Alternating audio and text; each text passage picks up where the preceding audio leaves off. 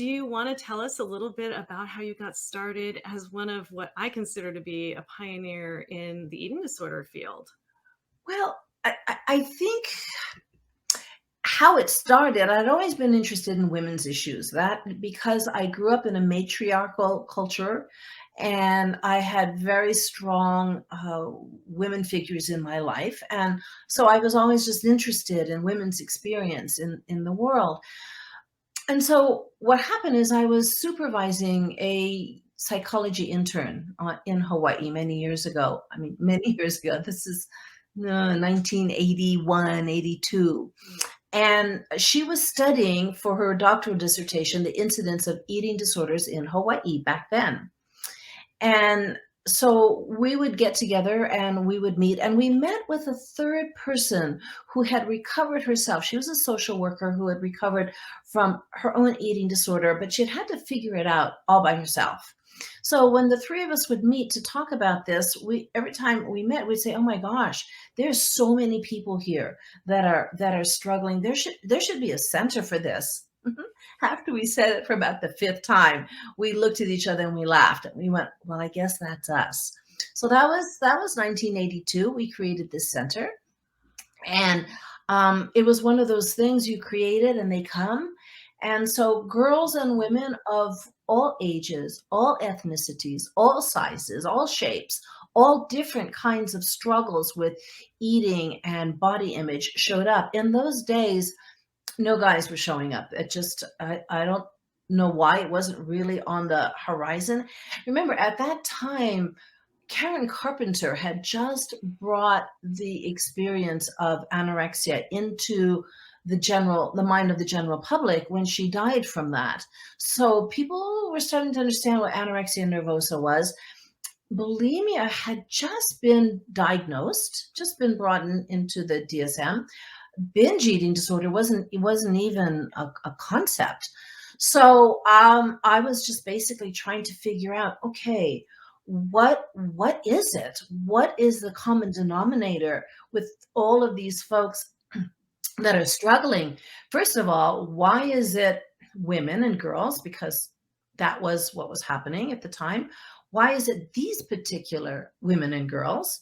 And why is the excuse me, the struggle around food and body? Yeah. And so that became my journey of just getting really curious. And because I'm a storyteller, and as a psychologist, I'm a trained story listener, I decided, well, I'm going to listen to their stories very carefully to see Mhm. if I can find what is that thread, what is that common denominator. And what I discovered is that these girls and women were like the child in the fairy tale, The Emperor's New Clothes. See, I can't talk without story and metaphor. Because in that story, excuse me, I saw it very clearly. In that story, you have this vain emperor, doesn't care much about ruling his kingdom. And he has quite a reputation for this. And so a couple of con artists come into town and they say, "Our clothing is so fine, only those fit for their station in life can even see it." Well, the emperor was taken in by these two, and so he commissioned a whole new wardrobe for him. And the con artist pretended to cut and stitch clothing that really wasn't there. But all the people who worked for the emperor went on about the fabulous clothing. Even the emperor himself, he didn't want people to think he wasn't fit for his station in life. And so the con artists eventually they left town laughing all the way to the bank. And now this is grand procession where the emperor is wearing his new outfit. But of course he's totally naked. But Mhm. all the townspeople are oohing and eyeing and commenting on his magnificent clothing because they didn't want their neighbor to think that they were stupid. But there is a child in the crowd that said in a very loud voice, "But mommy, the emperor has no clothes on at all." And when this child spoke, it created a ripple throughout the crowd, and everyone saw the emperor for the fool that he was. Mm. What I saw is that these people that were coming to see me, they were like that child in that they had an incredible ability to perceive subtle realities. They could pick up on the vibe, right? They could sense hypocrisy. They could tell that things were not okay, even if everyone around them said things are just fine, everything's fine. But because they weren't in a fairy tale, when they spoke up about what they were seeing, they were either ignored or they were rejected. They might have been ridiculed and even in some instances abused for speaking the truth the way they saw it. And so what had happened is they had to find some way to dim their light, to diminish this capacity to perceive these subtle realities, because what they wanted, what all of us want, is a sense of belonging, but they confused that with fitting in. So they decided they had to look like and act like and think like and feel like how they imagined everyone else wanted them to look and act and think and feel. And so they ended up finding that that was really uncomfortable, very painful, but using food in some way helped to soothe or numb or distract, uh, or or help them escape from that discomfort. Yeah, and when you were telling that story, and I've heard that story so many times, but I was just sort of lost in it as you were telling me this time. That's your I right brain.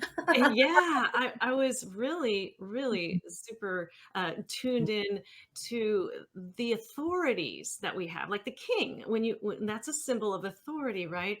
And Right. so if they were to question even the adults, you think the power structure is gonna go adults to children, right? And then we've got the king, who is the ultimate power, and then we've got the parent in this story. Mhm. And the authority here is, even if I'm the parent, I'm not gonna question the king, right? I'm not gonna question him because it could mean off with my head. So we learn to survive in these environments where these myths are propagated. And Mhm. that's what came up for me that time you told the story. Mhm. Mhm. Yeah, because first of all, there's the external authority, but then we internalize that, and then we have our own inner authority that continues long after you're out of that situation, whatever that may be.